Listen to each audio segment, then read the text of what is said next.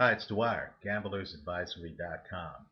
This is the day after Andre Ward threw a shutout over 12 rounds against Allan Green. Each of the three judges had Andre Ward winning all 12 rounds. On their cards, he won 120 to 108. Now, AOL Fan House, an excellent boxing site, actually scored the fight differently. They actually gave Andre Ward two 10-8 rounds. So they actually had the fight 120 to 106. Allan Green got thoroughly dominated. Many people are wondering exactly what happened. Let's see if we could figure it out. There was a secret that seemed to be revealed in the fight. That secret was that Allan Green cannot fight backing up.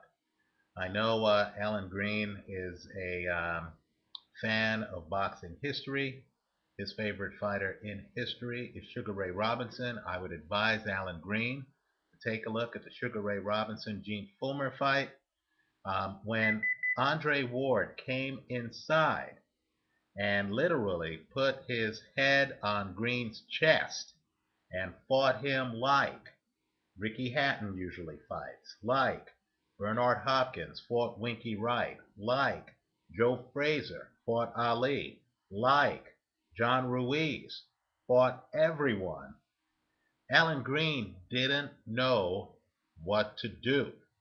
And so Green, who is an excellent fighter and who is not washed up by any stretch of the imagination, and who will have a much better fight against Mikhail Kessler. I'm not calling that fight here, but let me just say Kessler himself can't fight inside, so Green won't have the problems that he had against Andre Ward.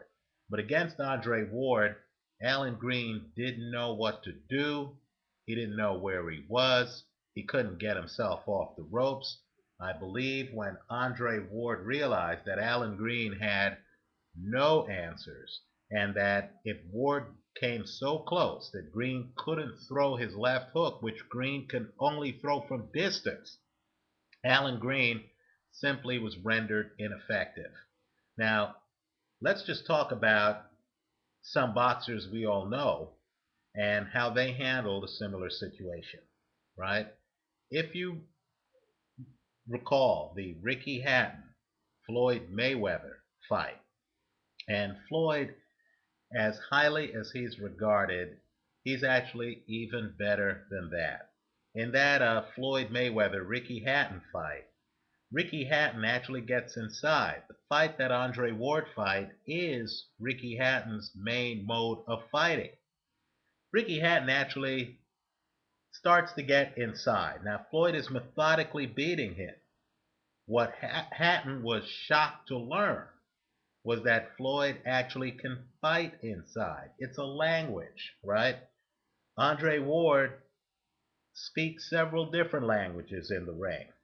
The style that he used against Allan Green is completely different than the style he used against Shelby Pudwell 2 fights ago and the style he used against Mikhail Kessler, right? In fact, if you look at Ward against Edison Miranda, after he dominates Miranda, around the 8th round, he then fights the same style that he fought against Allan Green. Now, Floyd Mayweather is devastating in the middle of the ring.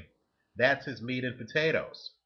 But Mayweather has fought Castillo. He has fought Carlos Baldomir. By the time he fought Ricky Hatton, he knew what to do. When Hatton came inside, and these are the kind of things, quite frankly, that Allan Green should have done, Floyd Mayweather knew how to clinch. He knew how to tie up both of Ricky Hatton's hands, right? If you do not know how to clinch, you're in trouble. Floyd also knew how to throw back, so he figured out where Hatton was vulnerable when Hatton was leaning on him, and he was able to then hit Hatton with his free hand, like Andre Ward was doing all night to Allan Green. Allan Green was so confused he couldn't even free a hand to hit Andre Ward with. More importantly, and most importantly, when a fighter keeps coming inside, you actually have a chance to hit that fighter, right? Fighters only have two hands. So if I come inside this way with, my hands up at my temples, I'm vulnerable to an uppercut. That's exactly what Devin Alexander hit Juan Urango with to end that fight, right? Urango started to come back. He kept coming inside. Alexander is a thinking man's fighter. He timed it. He hit Urango with the uppercut. Now, let's say the fighter comes in a little bit different. Let's say he comes in, but he guards against the uppercut. He has one hand down, right, to guard against the uppercut, and he comes in like this. We'll call this the Evander Holyfield style. When the fighter comes in like this, he's naked on this side, right? Think about the Ricky Hatton fight. If you look at a film of that fight, you're going to see that as that fight progresses, Floyd Mayweather throws several left hooks when Ricky Hatton comes inside. In fact, Floyd isn't even trying to hide from the ropes. He's going to the ropes, figuring that as Hatton comes in, he's going to have a shot at throwing a left hook to stop him.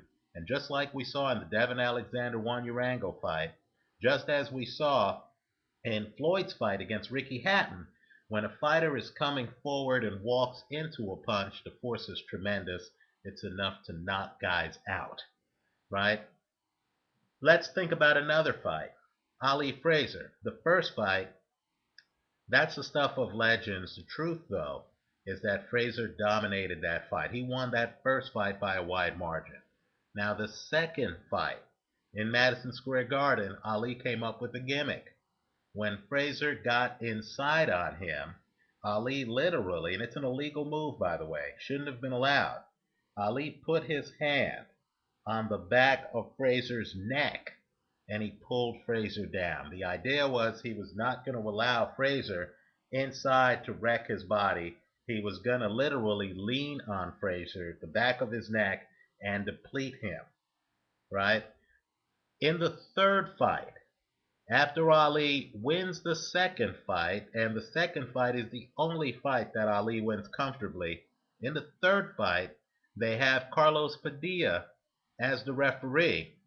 And what changes that third fight, what made the third fight the thriller in Manila, is that Padilla wouldn't let Ali get away with that trick. So since Ali couldn't tie up Frazier on the inside by pushing down on his neck illegally, Frazier was able to go to town. That's why that fight was one of the best in boxing history. Um, the point I'm making is simply Allan Green needs to figure out how to tie up his opponent.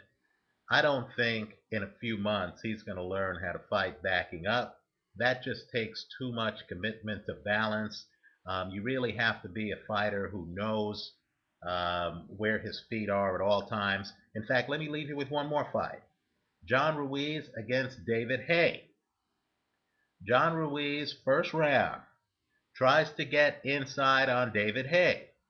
David Haye can't fight on the inside. Let me point out, too, I don't believe Vladimir Klitschko can fight on the inside. This is commonplace in boxing.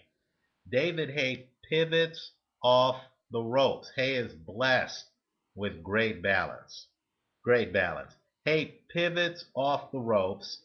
As Ruiz comes forward, Haye then throws an overhand right. That's his version of Floyd Mayweather's check left hook. It hits Ruiz flush. Ruiz, just like Urango, just like Ricky Hatton, goes down, right? Allan Green should have been figuring out which punch to hit Andre Ward with when Andre Ward came inside. In fact, if he were an advanced fighter, Green has a great jab. He should have been flicking the jab, then he should have stuttered the jab to allow Ward to think he slipped the jab before springing the trap of an uppercut, a left hook, an overhand right, whatever punch Ward was open for. That's what he should have done. He wasn't ready for that fight style. He'll do better against Kessler.